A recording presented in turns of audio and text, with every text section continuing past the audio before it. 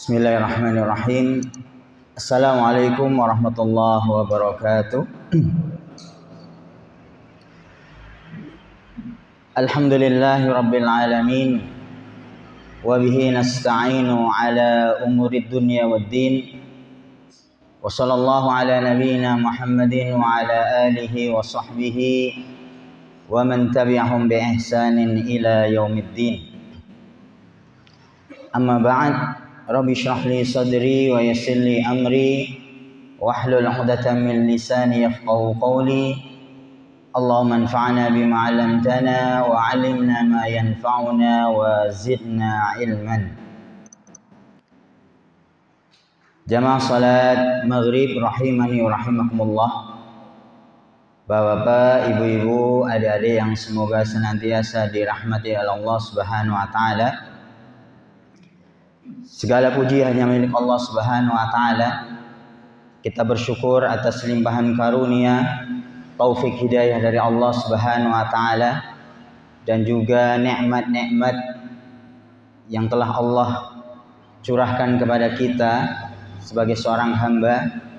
Nikmat iman, nikmat Islam, nikmat sehat, nikmat sempat, ya. Ini adalah karunia yang begitu besar dari Allah Subhanahu wa taala sehingga kita selaku hambanya masih mampu untuk melaksanakan perintah-perintah Allah Subhanahu wa taala. Di antaranya adalah kita bisa melaksanakan sholat maghrib dengan berjamaah, kemudian disambung kita duduk, ya, di masjid ini, masjid yang kita cintai ini, kita saling wasiat muwasiati di dalam kebaikan, kebenaran dan juga di dalam kesabaran. Kita berharap berdoa kepada Allah Subhanahu wa taala semoga apa yang kita kerjakan, yang kita amalkan ini diridhoi oleh Allah Subhanahu wa taala, menjadi tambahan pemberat timbangan kebaikan kita kelak ketika kita menghadap kepada Allah Subhanahu wa taala. Allahumma amin. Salawat teriring salam semoga senantiasa terhaturkan kepada Nabi Agung Nabi kita Nabi Muhammad sallallahu alaihi wasallam dan juga kepada keluarga, sahabat serta orang-orang yang senantiasa istiqamah mengikuti ajaran beliau hingga hari kiamat. Ikhwani fiddin rahimani wa rahimakumullah. Kembali kita akan melanjutkan bacaan kita masih berkaitan dengan hadis-hadis dari Nabi kita Nabi Muhammad SAW, ya, dari kitab Arba'una Hadisan At-Tadwiriyah, ya, 40 hadis yang berisi tentang nasihat, ya, agar kita menjadi pribadi-pribadi yang unggul, ya. Insyaallah pada kesempatan kali ini kita memasuki hadis yang kelima, ya. Memasuki hadis yang kelima, yang mana kalau hadis sebelumnya, hadis yang keempat itu adalah berkaitan dengan istiqomah atau keteguhan seorang hamba di dalam beramal, ya. Itu hadisnya adalah apa yang diajarkan oleh Nabi kita Nabi Muhammad SAW kepada sahabat yang mulia, yaitu sahabat Ali radhiyallahu an, ya. Nabi mengajarkan doa, ya, agar kita itu diberikan hidayah, petunjuk oleh Allah Subhanahu wa taala dan senantiasa teguh istiqomah di dalam beramal ibadah, beramal soleh, ya. Doanya masih ingat kemarin? Sudah lewat berapa minggu, ya? Ya, doanya sangat pendek, ya. Allahumma hdini wasaddidni. Nah, Allahumma hdini wasaddidni. Pendek, ya? Nah, ya Allah, berikanlah kepadaku hidayah, petunjuk berupa ilmu, pengetahuan akan kebaikan, wasaddidni, dan kokohkanlah aku, ya. Istiqomahkan aku supaya terus berada di dalam jalan kebenaran. Ini doa yang pendek, ringkas yang diajarkan oleh baginda kita Nabi Muhammad SAW kepada sahabat yang mulia, yaitu Ali radhiyallahu anhu. Itu hadis yang lalu, ya. Hadis yang keempat. Maka untuk hadis yang kelima ini adalah bahasanya adalah berkaitan dengan at-tawazun. At-tawazun. Apa itu arti tawazun? Tawazun itu artinya adalah proporsional. Tawazun itu artinya adalah proporsional. Artinya adalah seimbang, ya. Proporsional itu kan artinya apa? Kita menunaikan suatu kewajiban sesuai dengan porsinya. Itu arti at-tawazun. Dan tawazun ini adalah sesuatu yang disyariatkan, yang diperintahkan di dalam syariat kita. Kita berlaku tadi, ya, proporsional pada setiap urusan, ya. Baik masalah dunia maupun masalah akhirat. Ya. Kita itu dituntut untuk proporsional. Ya. Maka di sini muallif atau penulis buku ini membawakan satu hadis, ya. Sebetulnya dalil-dalil atau, ya, hujjah-hujjah, ya, yang menyebutkan atau memerintahkan seorang hamba itu untuk berlaku tawazun itu sangat banyak, ya. Baik di dalam Al-Qur'an maupun di dalam hadis Nabi. Tapi paling tidak di sini ada satu hadis, ya. Ini hadis yang sebetulnya ini adalah perkataan sahabat Nabi, ya. Perkataan sahabat Nabi, namun kemudian dikonfirmasi oleh Nabi, ya, ditetapkan, dibenarkan oleh Nabi kita Nabi Muhammad SAW. Yaitu perkataan siapa? Sahabat yang mulia, yaitu Salman al-Farisi. Salman al-Farisi.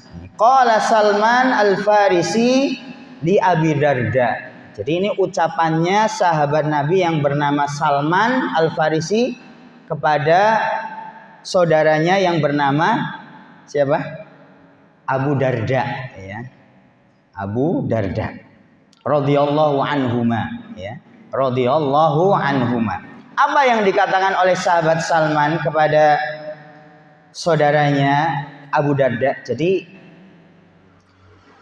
pada zaman sahabat itu, ya, Nabi Muhammad SAW, Nabi kita Nabi Muhammad SAW itu mempersaudarakan, ya, menjadikan saudara antara sahabat Salman dengan Abu Darda, ya.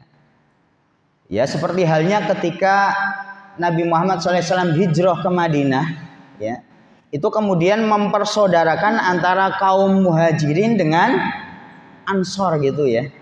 Jadi dijadikan saudara, gitu, ya, walaupun bukan satu keturunan, ya, antara kaum muhajirin yang datang dari Mekah dipersaudarakan dari orang-orang yang itu adalah kaum ansor yang tinggal di Madinah. Bahkan kalau kita membaca sejarah, ya, ketika Nabi mempersaudarakan antara kaum muhajirin dan ansor itu sampai nanti antara satu saudara dengan saudara yang lainnya itu saling mewarisi. Saling mewarisi. Kalau ada yang meninggal berarti saudaranya itu mendapatkan bagian warisan. Itu Nabi menjadikan saudara antara muhajirin dan ansor.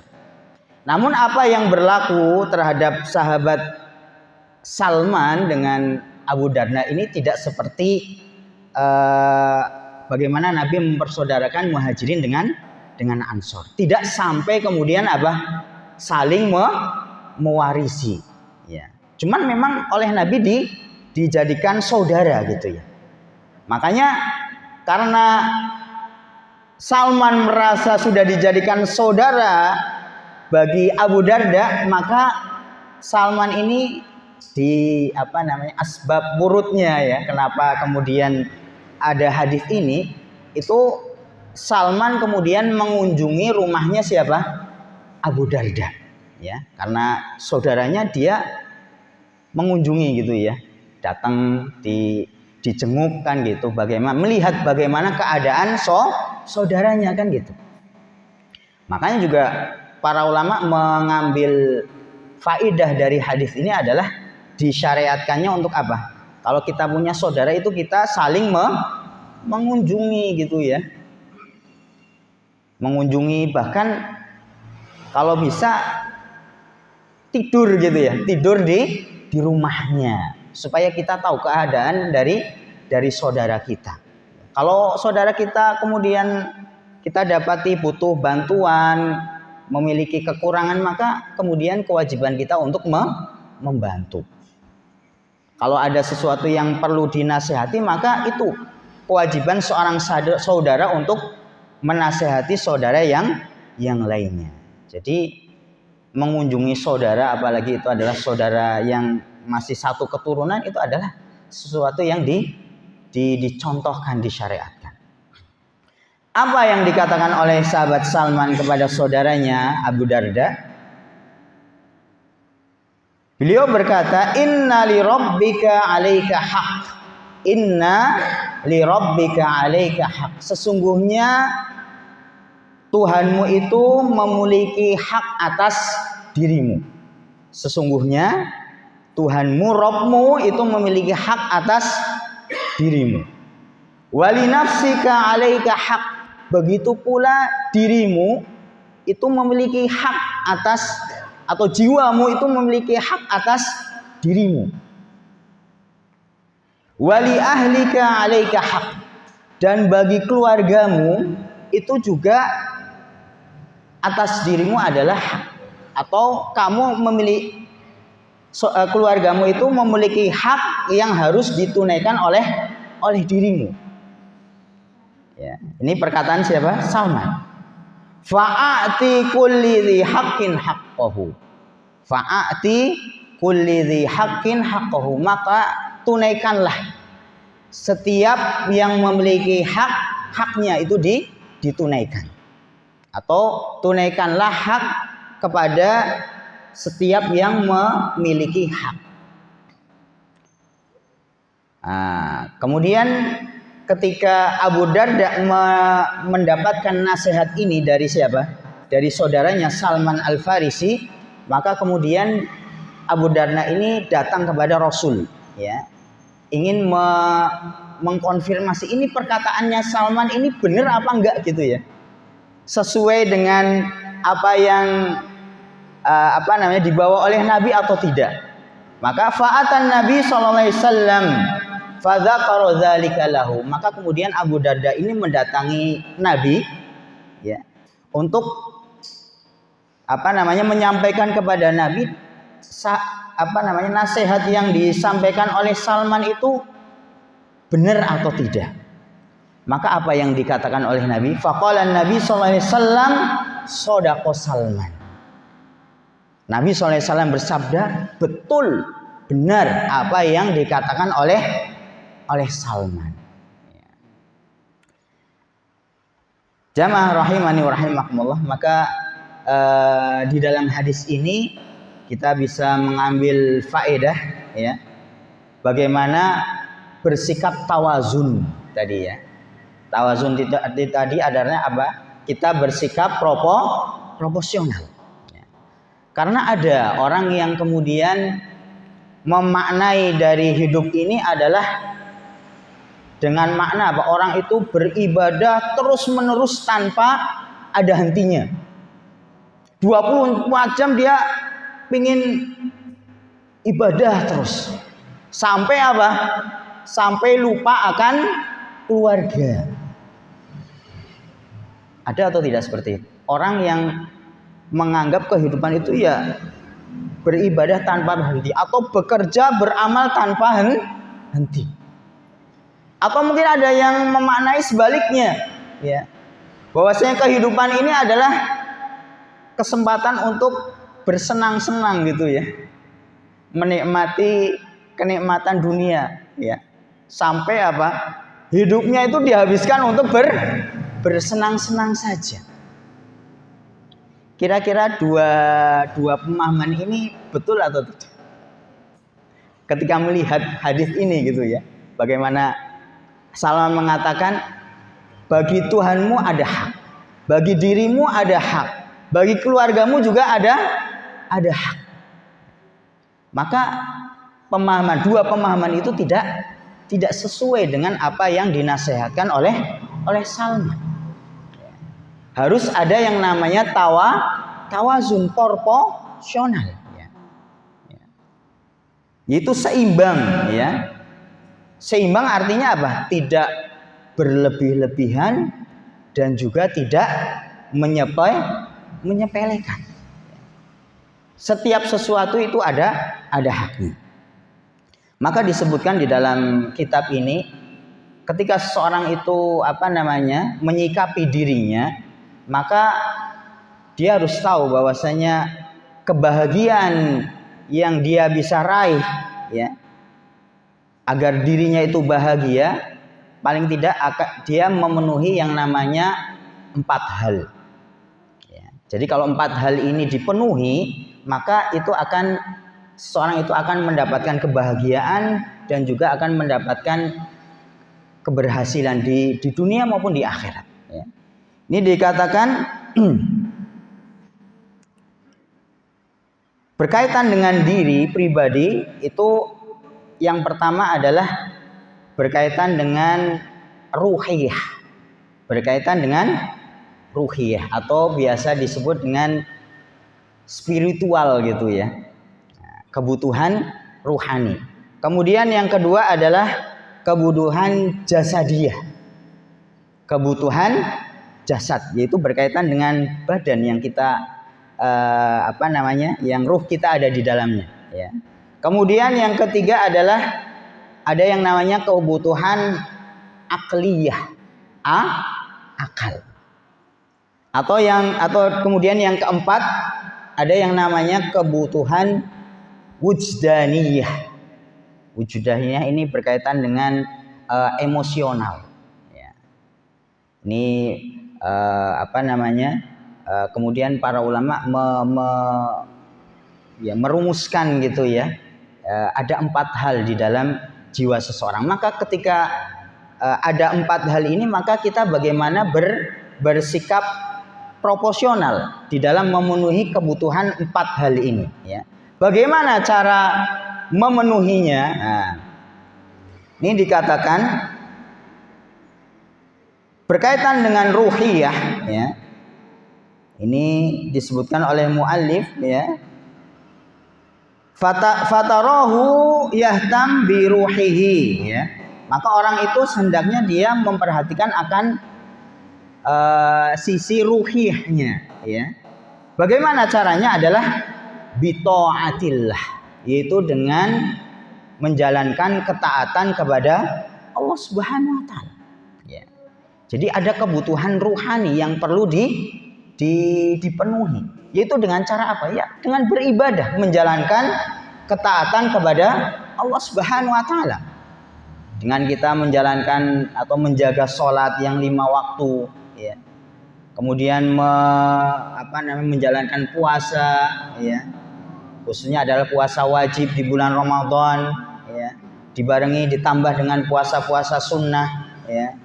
Kemudian ketika kita memiliki kelebihan harta, kita membayar zakat, itu adalah kita memenuhi hak ya, kewajiban kita dari sisi apa? Dari sisi ruhiyah ya. Dan tentunya dengan kita memenuhi ya ruhani kita dengan amal ibadah, itu akan mendatangkan kebaikan, manfaat ya. Dengan kita berzikir kepada Allah Subhanahu wa taala, mengingat Allah ya, dengan zikir-zikir yang masyru', yang disyariatkan, yang dicontohkan ya. Zikir setelah sholat, zikir pagi dan petang, ini kan adalah apa? bentuk ketaatan kita kepada Allah, beribadahnya kita kepada Allah Subhanahu wa taala. Maka ketika kita melakukan itu dengan baik, dengan benar, dengan sungguh-sungguh, maka akan membekas di hati kita, ya. Kita akan mendapati hati kita apa? Tenang gitu ya. Kemudian kita mendapatkan apa? Semangat di dalam kita beribadah, karena kita apa?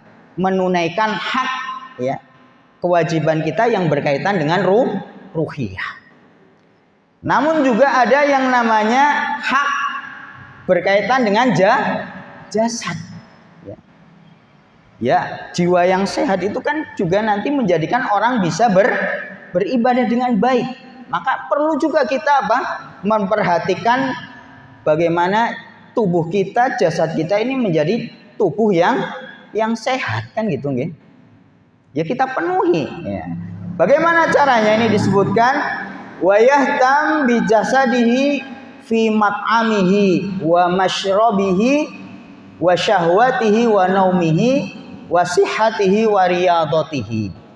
Di antaranya bagaimana kita memperhatikan badan kita, jasad kita adalah kita memenuhi berkaitan dengan makan gitu ya. Minum ya. Bagaimana makanan yang masuk ke dalam tubuh kita, minuman yang masuk kepada tubuh kita itu adalah minuman atau makanan yang baik, yang bergizi, yang terlebih itu adalah makanan yang halal, kan gitu. Supaya apa? Makanan yang kita makan itu kemudian memberikan apa? Ya manfaat, ya. Terlebih adalah makanan yang halal itu akan memberikan apa? Berkah, ya. Maka nanti juga berkaitan dengan adab makan dan minum, ya. Supaya kita betul-betul mendapatkan manfaat dari makanan minuman yang kita makan atau minum. Ya. Gizinya kan gitu nggih. Mungkin kalau perlu minum susu gitu ya, ditambah dengan apa? Madu gitu ya. Apalagi ya yang terbiasa minum habatus sauda ya untuk ketahanan tubuh itu baik. Berarti dia memperhatikan apa? Kebutuhan hak jasad, ya. Supaya jasadnya sehat, kuat, dan dengan itu dia bisa beribadah kepada Allah Subhanahu wa taala. Jadi tidak acuh gitu ya, tidak apa namanya? Menelantarkan jasadnya kan gitu ya. Makan, minum, kemudian juga kebutuhan apa? Biologis itu juga apa? Berkaitan dengan jasad ya. Wa naumihi wa sihhatihi ya. Bagaimana orang kemudian juga memperhatikan waktu istirahatnya gitu ya. Dan itu yang dicontohkan oleh Nabi kita Nabi Muhammad SAW. Ya. Nanti kalau di dalam hadis yang lain disebutkan bagaimana ada 3 orang yang datang kepada Nabi, ya, bertanya bagaimana ibadahnya Nabi, ya. Bahkan nanti salah satu dari 3 orang itu mengatakan apa? Saya itu akan beribadah sholat semalam suntuk tidak tidur. Jadi 3 orang itu mengatakan apa? Mau bangun malam enggak istirahat, sholat terus gitu.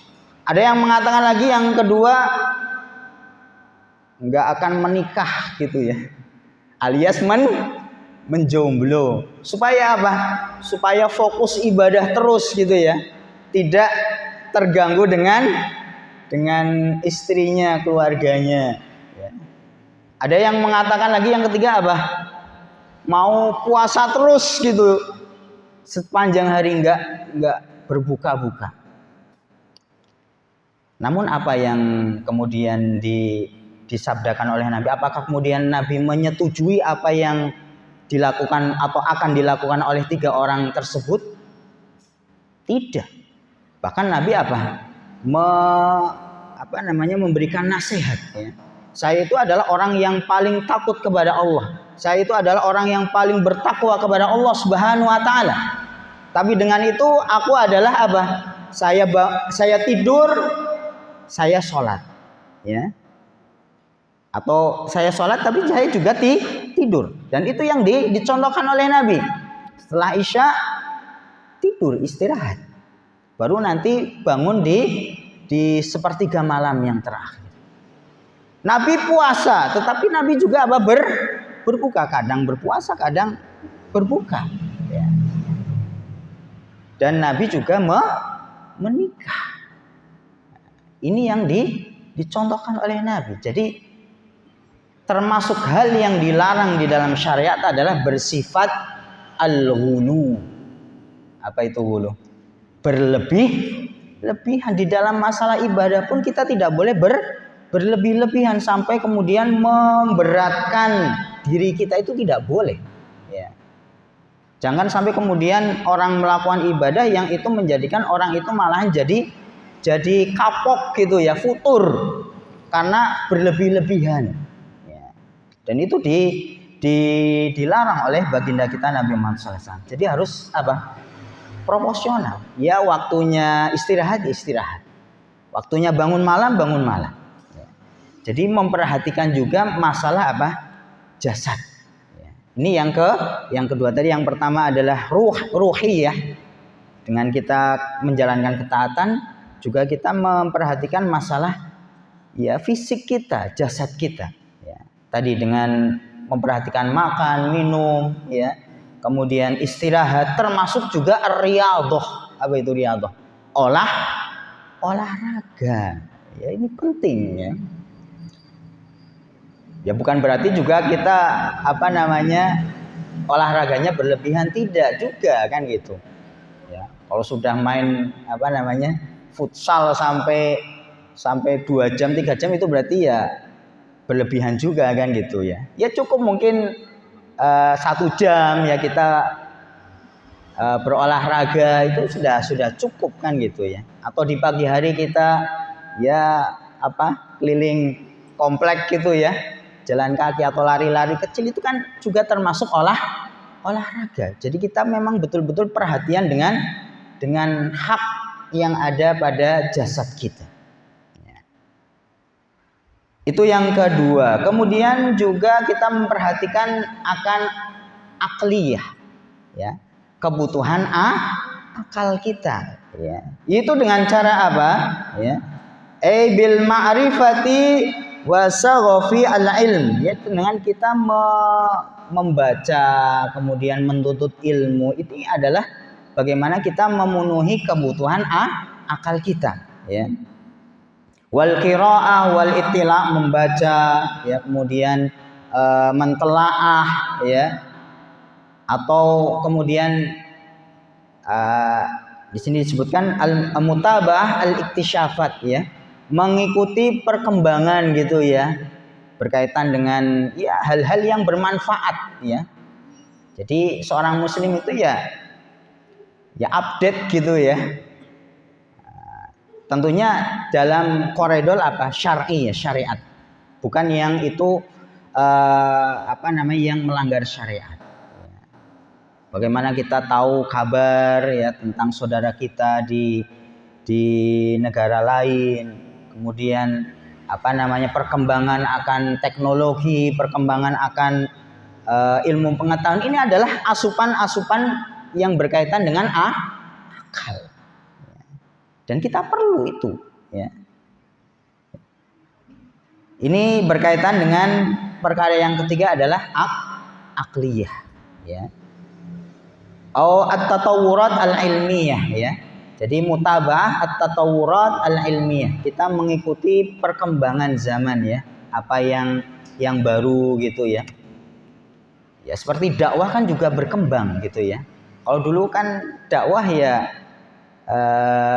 muhadharah ceramah tanpa mungkin di live-kan di sosial media kan gitu ya. Tapi kan berkembang gitu ya. Bagaimana dakwah itu agar luas, kemudian dimasukkan ke YouTube, dimasukkan ke Facebook dan seterusnya. Ini adalah tatawur, perkara yang berkembang ya.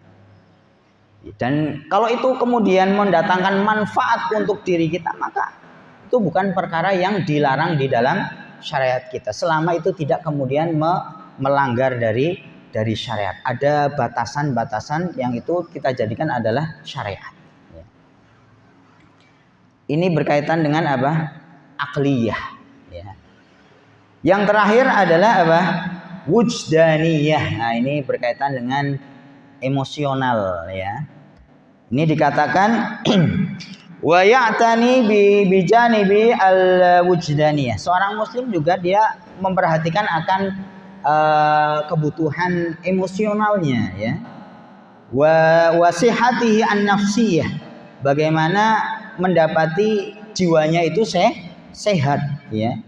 Wa yas'a li sakinati nafsihi wa rahati bali. Bagaimana kemudian seseorang itu berusaha untuk menjadikan dirinya itu tenang, gitu ya, mendapati ketenangan batin, ya.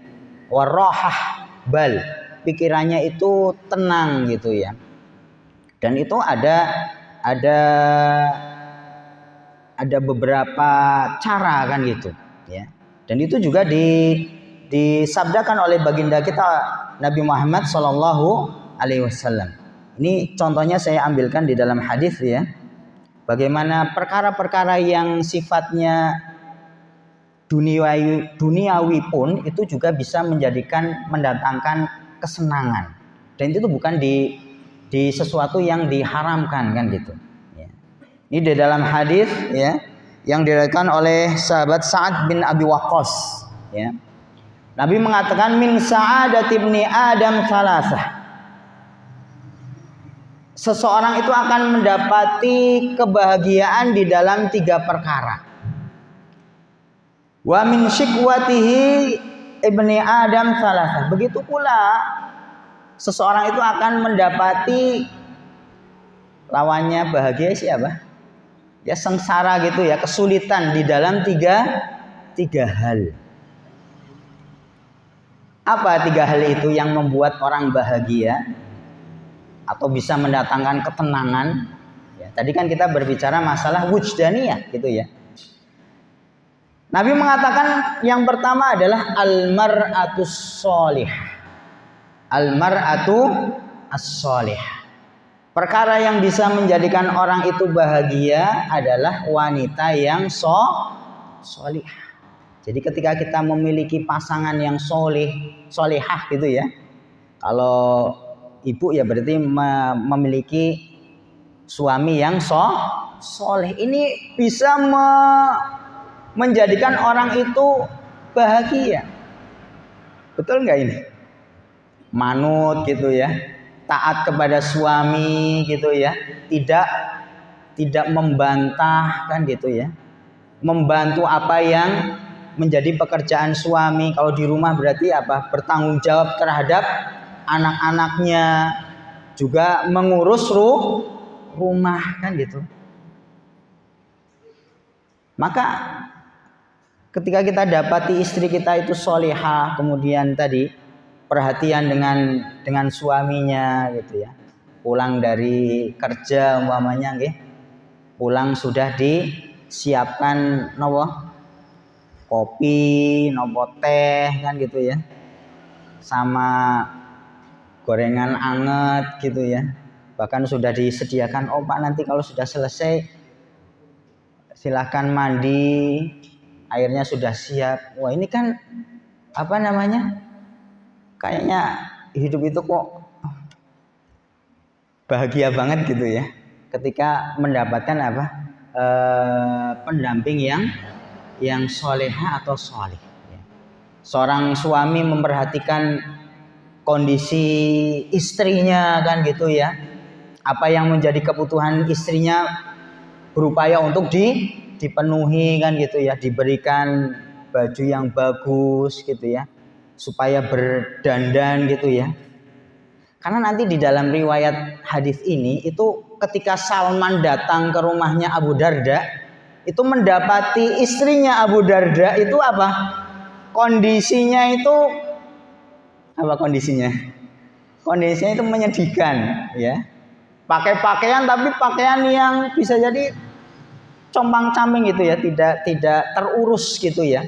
Karena diriwayatkan Abu Darda itu dia fokus untuk beribadah sampai tidak memperhatikan kondisi dari istrinya. Kemudian nanti ya tadi sampai Salman kemudian memberikan nasihat.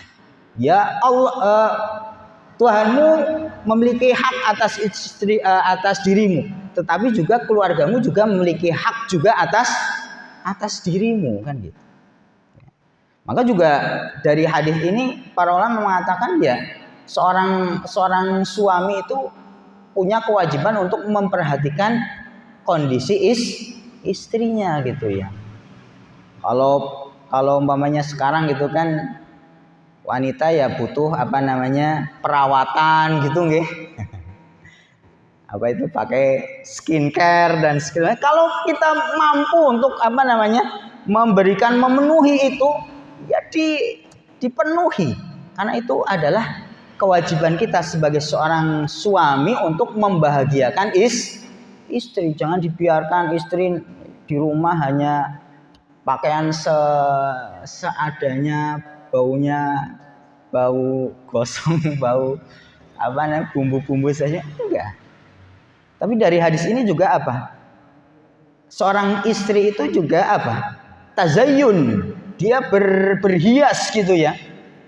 Berhiasnya tidak hanya ketika lagi mau keluar rumah saja, tetapi ketika di rumah pun dia dituntut untuk berpenampilan yang baik, menarik ya, supaya suaminya memandangnya ya seger gitu ya, tidak kemudian menjadi sudah pusing dengan pekerjaan, melihat pemandangan yang tidak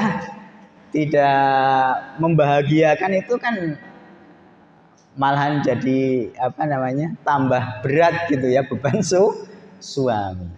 Tetapi ketika istri itu kemudian menjadi istri yang solehah, itu akan mendatangkan kebahagiaan. Kemudian apa lagi? Wal maskan, ya. Di dalam hadis yang lain, al maskan al wasi, termasuk yang menjadikan orang bahagia itu adalah tempat tinggal yang luas. Tempat tinggal yang luas. Jadi kalau kita bisa membangun rumah kemudian agar kita itu pikirannya itu plong gitu ya, maka buat rumah yang lega, yang luas, jangan yang sempit gitu ya. Karena itu berpengaruh ya. Yang ketiga wal markab ya, al-hani, kendaraan yang nyaman kan gitu ya. Ya tidak mesti mahal, tapi yang nyaman ya. Itu juga akan mendatangkan kebahagiaan, menjadikan orang yang enggak sulit, enggak susah. Duwe motor siji ya. Gaweane mogok terus kan akan jadi orang itu semangat bekerja ya, dia akan sibuk ngurusi kendaraannya gitu, sedikit-sedikit masuk bengkel kan gitu ya. Ini akan kemudian menjadikan beban. Kalau bisa adalah ya kita memiliki tunggangan yang layak, yang baik, yang nyaman kan gitu ya, menunjang pekerjaan kita kan gitu ya. Apalagi yang punya keluarga banyak, kemudian mampu beli mobil umpamanya gitu ya. Jadi nanti kalau pas jalan-jalan bisa dibawa semua, enggak kehujanan, enggak kepanasan. Itu kan sesuatu yang menyenangkan, dan itu boleh saja ya. Perkara yang berkaitan dengan dunia, tetapi itu bisa mendatangkan kebahagiaan, dan itu juga tadi berkaitan dengan wujdaniyah, bagaimana kita memenuhi hak yang ada di dalam diri kita berkaitan dengan emosional atau tadi ketenangan hidup, pikiran dan seterusnya. Ini sudah selesai nih ya. Padahal masih ada nanti kaitan bagaimana ada hak kita bertetangga, kemudian dengan masyarakat, dengan anak, dengan itu semuanya tawazun. Artinya proporsional. Kita memenuhi hak-hak itu semuanya tanpa kemudian mengedepankan yang satu kemudian meninggalkan yang lainnya. Dan itulah adalah diantaranya adalah sir, ya, rahasia seorang itu berhasil atau mendapatkan kebahagiaan baik di dunia maupun di akhirat. Mungkin ini yang bisa kita bahas pada kesempatan kali ini, yaitu adalah sifat tawazun, proporsional di seluruh aspek, ya, baik ibadah maupun di dalam berkaitan dengan jasad atau berkaitan dengan akal atau juga dengan emosional. Semoga kita diberikan kemudahan oleh Allah Subhanahu wa taala di dalam kita beribadah, beramal, di dalam menuntut ilmu, sehingga kemudian kita juga berharap kita mendapatkan keberkahan dari ilmu yang kita pelajari, kita bisa beramal dengan ilmu tersebut. Kita akhiri dengan doa kafaratul majlis. Subhanakallahumma bihamdika asyhadu an la ilaha illa anta astaghfiruka wa atubu ilaik. Assalamualaikum warahmatullahi wabarakatuh.